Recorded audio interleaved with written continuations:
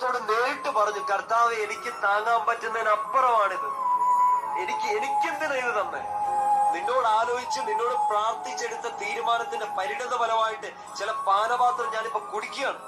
ഒരു തുള്ളിയല്ല, വക്കോളം വറ്റിച്ചിട്ടും ഇനിയും അത് എന്റെ കയ്യിൽ തന്നെ തന്നേക്കാണ്. എനിക്ക് സഹിക്കാൻ പറ്റുന്നതിന്റെ അപ്പുറമായി കർത്താവെ, എന്റെ ചങ്ക് പൊട്ടിപ്പോവാണ്, മരിച്ചു പോകുന്ന അവസ്ഥയാണ്, എന്നെ സഹായിക്കാൻ പറ്റില്ലേ, ഈ പാനപാത്രം എടുത്തു മാറ്റാൻ പറ്റില്ലേ ഈശോയെന്ന് എത്ര രാത്രികളില് നമ്മളും ഇതുപോലെ നിലവിളിച്ചിട്ടുണ്ട്.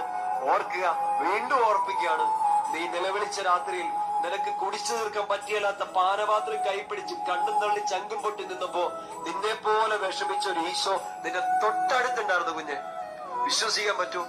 ഇന്ന് ജീവിക്കുന്നുണ്ടെങ്കിൽ, ഇന്ന് ശ്വാസമെടുത്ത് പുറത്തോട്ട് വിടുന്നുണ്ടെങ്കിൽ, ഇത് നിന്റെ ചെവിയിലൂടെ കയറി ഹൃദയത്തിൽ കയറുന്നുണ്ടെങ്കിൽ, ഈശോ നിന്റെ പാനപാത്രം കൂടെ കുടിച്ചിരുന്നു, നിന്റെ കൂടെ സഹിച്ചിരുന്നു.